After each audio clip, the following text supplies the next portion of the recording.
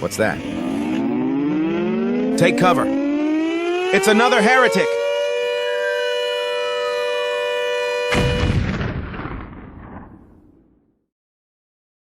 Chapter 23, The Dome of the Great Sky by Tupper Saucy. Archbishop John Hughes of New York sailed for Rome in the autumn of 1851, just after Congress had approved funds to enlarge the capital. Hughes had laid the cornerstone for St. Patrick's Cathedral in Manhattan and had helped the Jesuits establish Fordham University in Westchester. Now he was helping them decorate the capital's interior. In Rome, Superior General John Ruthven introduced the Archbishop to Constantino Brumidi, an artist boasting an impressive list of credits. Brumidi had painted an acclaimed portrait of Pio IX, which the Vatican still exhibits, an Immaculate Conception in the little sanctuary of the Madonna del Archetto in Via San Marcello, and the restoration of three 16th century frescoes in the Vatican Palace. Brumidi was good. General Ruthven had determined to make him America's Michelangelo. Archbishop Hughes let it be known that Brumidi would be welcome to paint some frescoes in churches of the New York bishopric.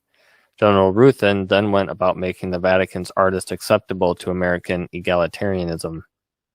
Soon after the Archbishop left Rome for New York, the Vatican accused Constantino Brumidi of criminal acts. Supposedly, Brumidi had committed crimes during his membership in the Republican Civil Guard under Giuseppe Mazzini, the Italian Freemason who had recently led ill-fated nationalist revolutions against the papacy. These crimes were said to have included A. refusing to fire on his Republican friends, B. looting several convents, and C. participating in a plot to destroy the Catholic Church. Acts reasonably sure to merit a hero's welcome in Protestant America. The architect of the Capitol's unpublished dossier on Brumidi, which I was permitted to examine during 1993, notes that, quote, several widely divergent accounts suggest that Constantino Brumidi himself was probably the source of at least some of the legends, end quote. Vatican justice found the artist guilty in December 1851 and sentenced him to 18 years in prison. Several weeks later, the sentence was reduced to 6 years. And within 2 months, on March 20th, Pio IX himself quietly granted Brumidi an unconditional pardon. General Ruthven then placed his newly created Republican freedom fighter on a ship bound for America. Brumidi arrived in New York Harbor on September 18th. On November 29th, he filed for state citizenship with the New York Court of Common Pleas. Although the invite had come to paint New York churches, there was no such work to be done there. Instead, the Archbishop sent him to Mexico City by way of Washington, D.C. In Washington, Brumidi was received by his Masonic brother Thomas Eustace Walter. For 2 years, Walter had been serving President Millard Fillmore as architect of the Capitol. When the cornerstone for Walter's capital expansion plan was laid on the 4th of July of 1851, President Fillmore and Commissioner of Public Buildings Benjamin B. French, who also happened to be Grand Master of the Masonic Fraternity, led a colorful ceremony. Washington's popular national intelligencer reported the occasion was, quote, welcomed by a display of national flags and the ringing of bells from the various churches and engine houses, end quote. So real quick here, just some commentary. I did not know that we had a President Fillmore. Did you? Yet, here he is, an unknown president, and even he is a Freemason. So it goes to show that not just the most well-known people in places of office are Freemasons. It's even like lesser-known people you never would have suspected. People you would never have suspected of being part of such a brotherhood, yet here they are. Very interesting. So continuing, Thomas Walter needed Constantino Brumidi, An edifice as important as the United States Capitol, like the palaces of Augustus and Nero, the baths of Titus and Livia, the loggia of Raphael at the Vatican, required the most noble and permanent interior decoration possible. Only fresco painting, in which pigments are mixed with wet mortar immediately before application to the surface, would suffice. And only Constantino Brumidi, of all the artists living in America, knew how to paint fresco. But the dome was not ready to be frescoed, so the artist was routed to the sunny Italiante climate of Mexico City to enjoy life, to ponder his subject matter at a casual pace, and to wait for the call. 2 years later, on December 28, 1854, less than 3 weeks following Pio IX's decree on the doctrine of Immaculate Conception, Constantino Brumidi appeared in the office of Montgomery C. Meigs, supervising engineer of the Capitol Extension Project. The Capitol's unpublished dossier on Brumidi relates that as the two men conversed in broken French, Brumidi struck Meigs as a lively old man with a very red nose, either from Mexican suns or French brandies. The immediate upshot of their conversation was a commission to paint a fresco covering an elliptical arch at the end of Meigs' office in the Capitol. I'm butchering these names, I'm sorry. It was the first fresco ever painted in the United States, as well as Brumidi's first in 5 years. The fresco celebrated the coming Civil War in terms of Roman history. According to the Commission's report, it depicted, quote, a senator who points to Rome and appeals to Cincinnatus to come to the help of his country. Cincinnatus, the 5th century BC Roman dictator, was called to defend Rome twice, first from foreign invaders, then from his own common people. Likewise, American heroes first defended their Rome against foreign British invaders, and were now about to be called to defend the same Rome against her own seceding states. And such is the case now.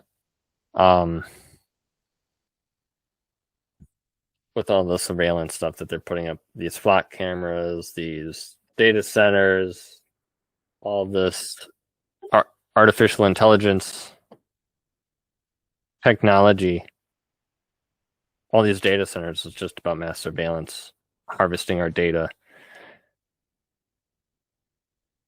So they've been waging perpetual war on us, especially since 9/11.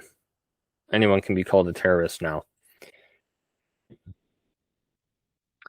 So continuing, Brumidi completed the Cincinnatus in March 1855. Meigs invited various congressmen to behold it. They were impressed. Thomas U. Walter was much delighted. On March 20th, Jefferson Davis approved of the Cincinnatus and authorized Meigs to negotiate a salaried contract with Brumidi. Constantino, Brumidi's lifetime career spent decorating the Capitol, began on a salary of $8 a day. His contract allowed him to accept other artistic projects, but not to leave Washington. In November 1855, he began a canvas painting of the Blessed Virgin for St. Ignatius's Jesuit Church in Baltimore, but was not present for its December 4th installation, on the occasion of the Feast of the Immaculate Conception. In the summer of 1862, even as Thomas Crawford's statue was being cast at the Mills Foundry, Thomas U. Walter wrote to Brumidi asking him to paint something monumental in real fresco to cover the 4,664 square foot inner surface of the Capitol's dome. 3 weeks later, Brumidi submitted sketches of something he entitled Apotheosis of Washington. The word apotheosis was then commonly understood by its definition in Webster's 1829 dictionary. Apotheosis, the act of placing a prince or other distinguished person among the heathen deities. This honor was often bestowed on illustrious men of Rome, and followed by the erection of temples and the institution of sacrifices to the new deity. Folks, this is all pagan goddess worship. This is all pagan Greek, Roman, Egyptian, Babylonian god and goddess worship. That's all this is. And that's what defines the establishment of this country. So we need to think twice about what our true allegiance is to. Is it to the kingdom of God and of heaven, to that kingdom that is within us, or is it to this material kingdom ruled by Satan, by Lucifer? He praised the design. Walter responded ecstatically to the Apotheosis, writing the artist that no picture in the world will at all compare with this in magnitude. He praised the design before worshipful master and commissioner of buildings Benjamin French as probably the grandest and the most imposing that has ever been executed in the world.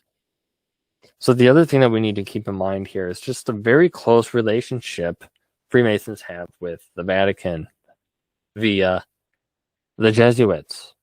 We cannot forget that. When we talk about the Freemasons, we also talk about the Illuminati. We also talk about the Knights Templar. We also talk about the Freemasons. We also talk about the Ninth Circle cult. We also talk about the Council on Foreign Relations, Bilderbergs, Trilateral Commission, CIA, MI6, Mossad, all of these organizations, KGB, all of these organizations are one and the same. They're just compartmentalized, and there's a lot of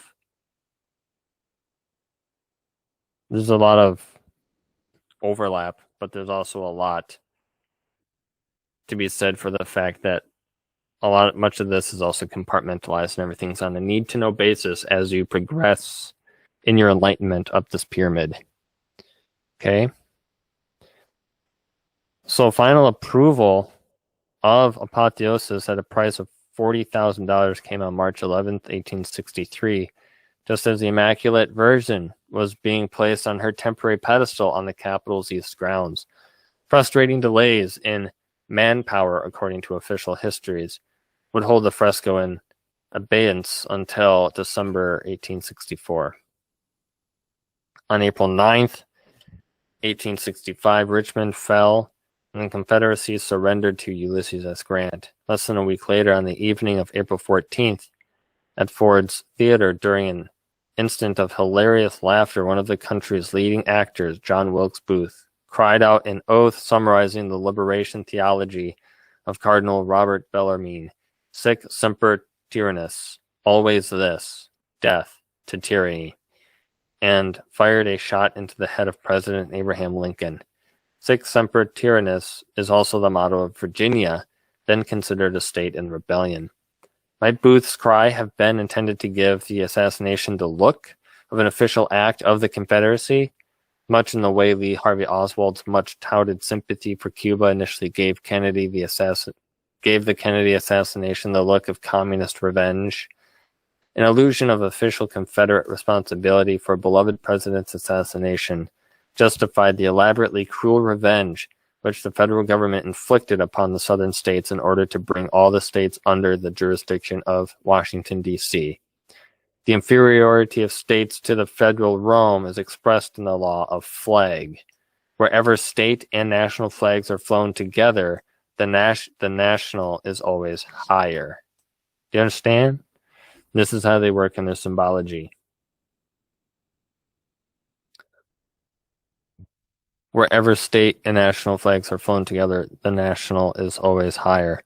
So what do you think then of all the flags that you see where it's like an American and, let's say an Israeli flag together?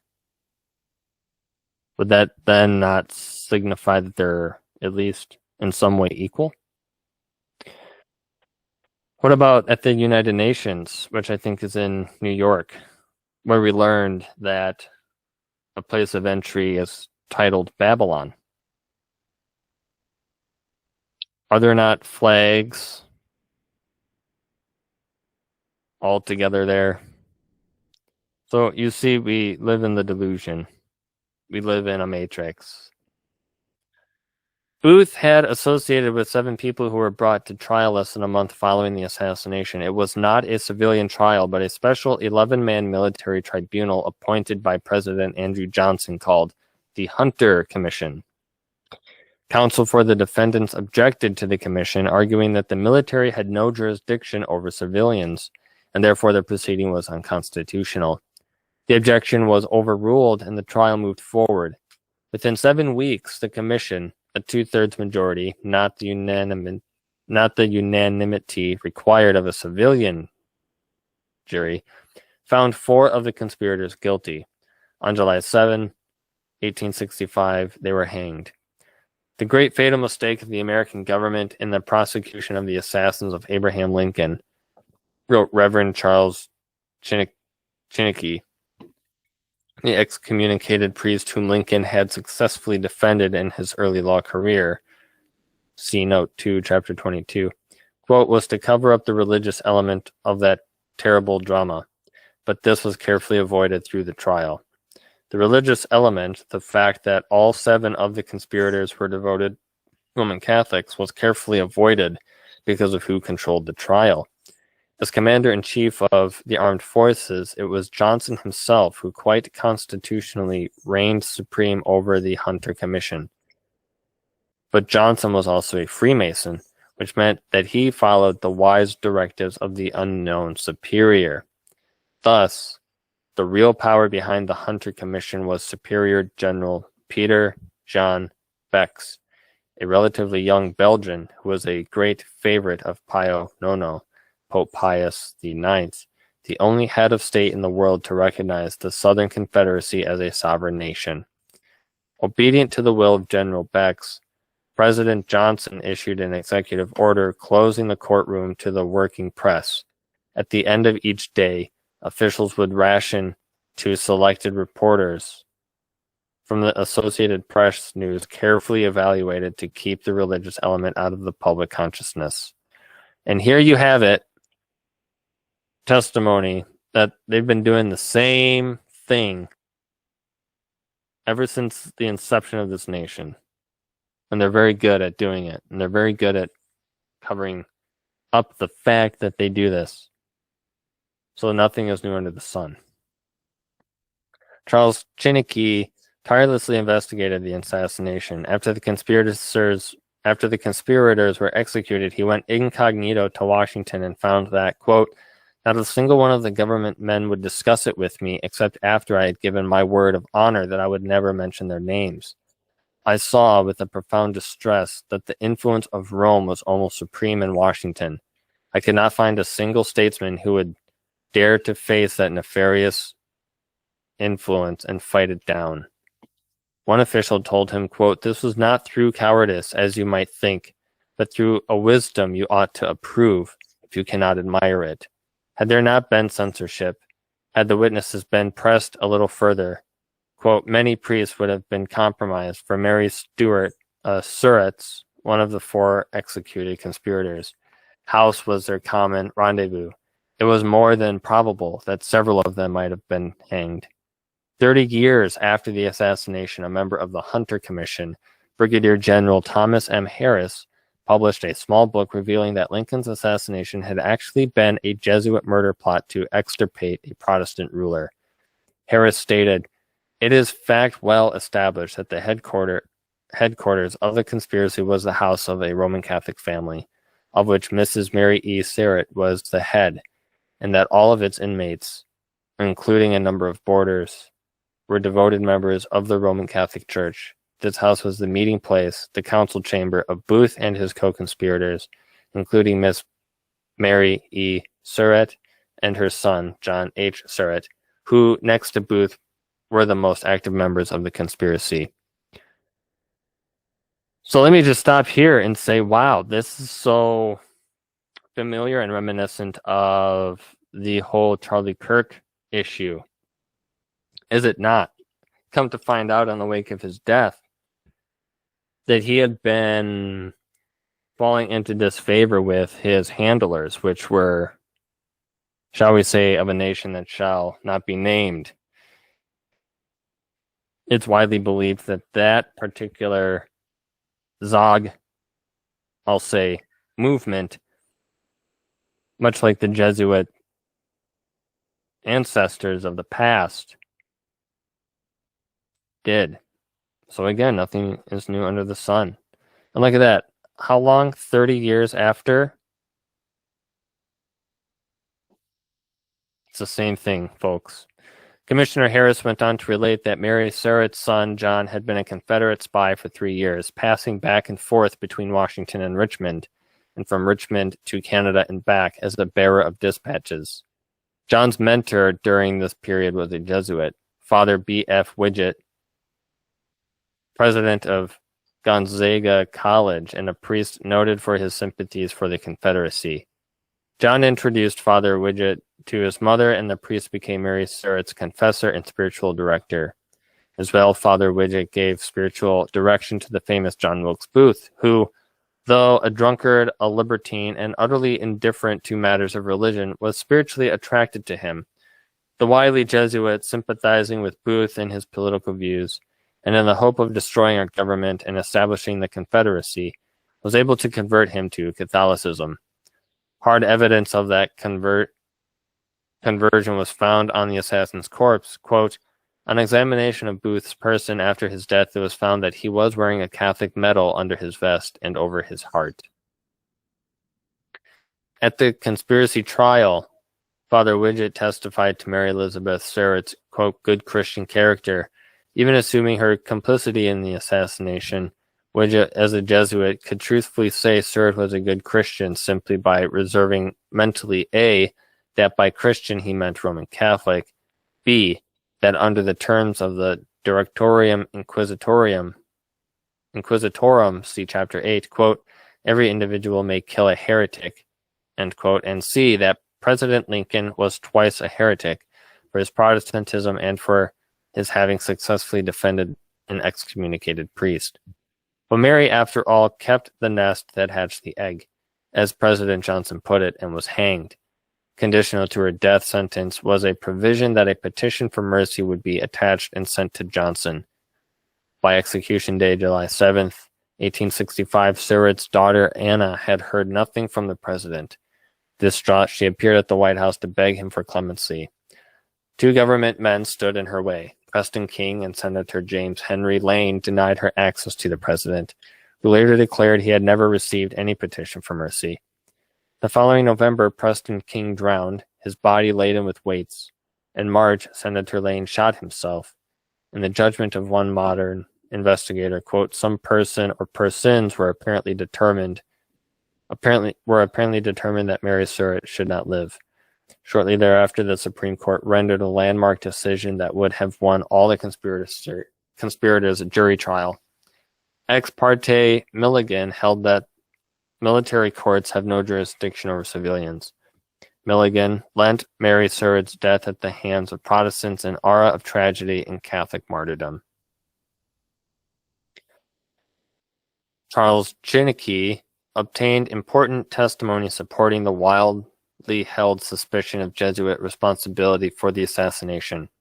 He received from Reverend Francis A. Conwell, chaplain of the 1st Minnesota Regiment, a sworn affidavit saying that on April 14, 1865, he was visiting St. Joseph, Minnesota, location of a Roman Catholic seminary.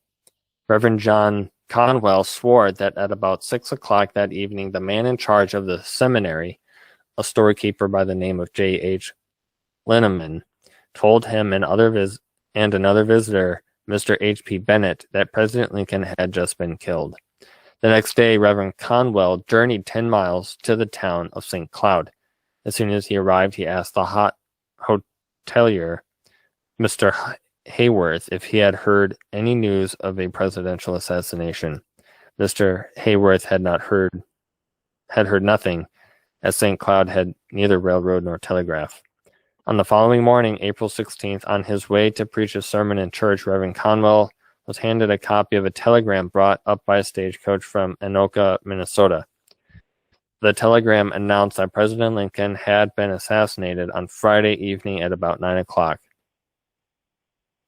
On the morning of Monday, the 17th, Reverend Conwell hurried to St. Paul and reported to the newspaper that in St. Joseph, He had been informed of President Lincoln's assassination 3 hours before the event took place. The paper published his report. Quote, "We have now before us," wrote Commissioner Harris, quote, "positive evidence that these Jesuit fathers, priests of Rome, engaged in preparing young men for the priesthood away out in the village of St. Joseph in far-off Minnesota, were in correspondence with their brethren in Washington City, and had been informed that the plan to assassinate the president had been matured, the agents for its accomplishment had been found, the time for its execution had been set, and so sure were they of its accomplishment that they could announce it as already done, 3 or 4 hours before it had been consummated. The anticipation of its accomplishment so elated them that they could not refrain from passing it around as a piece of glorious news." Meanwhile, through the Lincoln assassination and its aftermath, the Vatican's artist, Costantino Brumidi, along with some 70 French and Italian assistants, applied pigmented mortar to the interior canopy of the Capitol dome. They were still working when the first session of the 39th Congress met on December 4th, 1865. Not until the following January did the scaffolding come down. When it did, viewers were awestruck by what they beheld. Brumidi had crowned the ceiling of America's legislative center with a glorious panoramic visualization from Book 6 of Virgil's Aeneid, where Aeneas's blind father, Anchises, explains Novus Ordo Seclorum. Quote, "Here is Caesar, and all the line of Julius, all who shall one day pass under the dome of the great sky. This is the man, this one, of whom so often you have heard the promise, Caesar Augustus, son of the deified, who shall bring once again an age of gold to Latium, the land where Saturn reigned in early times. He will extend his power beyond the Garaments and Indians, over far territories north and south of the zodiacal stars, the solar way." End quote. So, going back to the stuff that I've discussed concerning Trump on this channel, which you can go through the playlist not very long ago, you'll see studies concerning Trump and his Freemasonry and his talk of the golden age. This is exactly the sort of connection that we are looking for. Again, nothing new under the sun, folks. The epicenter of Apotheosis of Washington is a solar orb, the sun god, into which Augustus Caesar was said to have been absorbed when his body died. From the Capitol's highest interior point, Augustus radiates his golden light outward and downward to the next in line of Julius, the deified George Washington. The god Washington occupies the judgment seat of heaven, sword of justice firmly clasped in his left hand, basking in the light of Augustus, Pontifex Maximus. He rules over far territories north and south of the zodiacal stars, the solar way. Like his Caesarian forebears, Washington is God, Caesar, father of his country. On the right hand of the father sits Minerva, holding the emblem of Roman totalitarianism, the fasces. Minerva, we recall, was the virgin goddess of the Sacred Heart. It was she who rescued the heart of the Son of God and placed it with Jupiter in heaven. She was called Minerva when praised for her justice and wisdom. When praised for her beauty and love, Minerva was known as Venus, the Queen of Heaven. She and Venus were often identified with each other, just as statues of both were reconsecrated Mary through Roman Catholic missionary adaptation. Minerva's most persistent role in ancient paganism was Dea Benigna, or the mediatrix. She heard the prayers of sinful mortals and passed them on to Jupiter in the same way the Roman Mary is believed to pass Catholic prayers on to Christ. Completing the circular composition around the solarized Augustus are 13 nubile goddesses. These are the original states. They dance weightlessly in space, supporting a white banner inscribed with the soul of the Bacchic Gospel, E Pluribus Unum. Above the head of each state goddess floats a magical white pentagram. Beneath all this celestial revelry, Brahmidi painted more Roman gods mingling with American mortals. Here is Vulcan, the god of fire and craftsmanship, planting his foot on a cannon while his workers prepare munitions and weapons of death and destruction. And over here, Neptune rises with his trident from the sea in a horse-drawn scallop shell chariot. And here the wise mediatrix communicates with American scientists Benjamin Franklin, Samuel F.B. Morse, inventor of the code, and Robert Fulton, inventor of the steamship. Look at this. It's exposing the deities that these pagans are in communication and service to. And here the goddess immaculately conceived, the dreadnought Mary, wearing the pentagrams and eagle headdress of Thomas Crawford's statue atop the dome's exterior. She mobilizes her sword and shield against a pack of fleeing sinners labeled tyranny and kingly power. Jupiter's mascot, the Roman eagle, glides just behind her, clutching a bunch of thunderbolts in his talons. Innocent in her flowing scarlet cape, the goddess is situated exactly beneath the deified George Washington, coming between him and the embattled viewing public gazing up from ground level. It is the graphic realization of Pio Nono's Ubi Primum, which decreed the Virgin Mary was set up between Christ and his church, always delivering the Christian people from their greatest calamities and from the snares and assaults of all their enemies. The eagle gliding behind Mary explains the otherwise inscrutable seal of the United States Justice Department, which contains a wing-spread eagle surrounded by the motto, Qui pro domina justitia sequitur, he who follows the goddess justice. Persephone, or Minerva the mediatrix, when judging the sinfully dead in Hades, was called Justitia, or justice. The he of the Justice Department's motto identifies the eagle, symbol of Rome. Rome follows the goddess Justice, that is, the immaculately conceived mother of God in her judicial capacity. A rainbow sweeps across the lower quadrant of the dome of the sky, from Benjamin Franklin to a young boy wearing a Smurf cap and a toga. The boy attends a goddess who reclines on a large horse-drawn reaper. She is Persephone's mother, Ceres, who was reconsecrated by early missionary adaptation as Anna, mother of the Virgin Mary. The golden boy is officially designated Young America. Although Brahmidi has hidden the boy's face from us, he deserves our careful scrutiny for one very important reason. Bearing the name America, he is the only element in the sacred national iconography that defines the character of the American person as perceived by government, a child. Young American Smurf cap is a style of headgear known as the Phrygian cap. Phrygia was a district in the kingdom of Pergamum. Remember Pergamum? It was the middle point in the transfer of Babylonian religion westward to Rome. Phrygia is a Greek word meaning freeman. Our English word free comes from the first syllable free. Phrygian caps were given to freed Roman slaves to indicate their new liberated status. The Roman law regards liberty as a conditional status. Once granted by a patron, it could be revoked at any time for cause.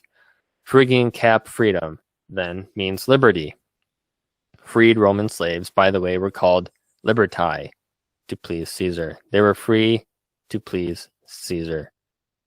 So all the mega people out there wearing their Make America Great seals under the guidance of what Freemasons might consider to be a type of resurrected Apollo, another George Washington, one who's working diligently to expand the borders of the empire and wage all these wars through his chaos magic.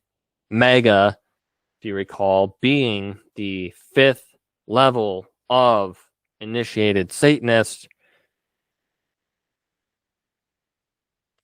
All of these symbols point to one thing, that this nation is pagan in origin. It serves pagans, and we need to come out from among them.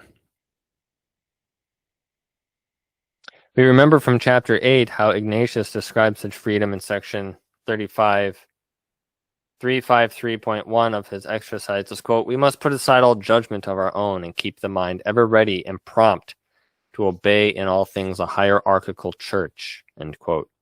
Of course, those liberti, bold enough to protest what their superiors commanded, lost their freedom, no matter how lucid and reasonable their own judgment might have been. They were reverted to slavery. Since the advent of the Febronian state church, the reversion of Protestant liberti, or Protestants, to slavery has been so methodically insidious that it's hardly noticeable. The shackles are psychological, humanely fitted by increasing varieties of spiritual exercise. Like Aeneas, Anchises, Julius Ascanius, and their Trojan followers, most Americans are indeed Phrygian-capped freemen, free to sacrifice their individuality to the greater glory of Rome. The black obelisk of Calah, which stands in the Babylonian-Assyrian wing of the British Museum, records the great accomplishments of the 9th century BC god king Shalmaneser II. And a scene depicting various monarchs paying obeisance to Babylon. We see one monarch kneeling before Shalmaneser, worshipping him. Shalmaneser in turn offers a sacrifice to an 8-pointed star set within a bird's wings and tail feathers. Inscriptions identify this kneeling monarch as King Jehu of Israel. Remarkably, according to the New Catholic Encyclopedia, Jehu's likeness here is only known contemporaneously rendered portrait of a biblical personage. More remarkably, Jehu is wearing the Phrygian cap. Like Brumides' Young America, Jehu's liberty is subject to the mood of his god king. The Bible confirms the testimony of the black obelisk. At 2 Kings 10:31, we read, quote, "Jehu took no heed to walk in the law of the Lord God of Israel with all his heart." Scripture further tells us that Jehu worshipped the golden calf, a sacred Babylonian icon made fashionable in the 10th century BC Israel by Jehu's predecessor, Jeroboam. Jeroboam denounced the law of the Lord God of Israel and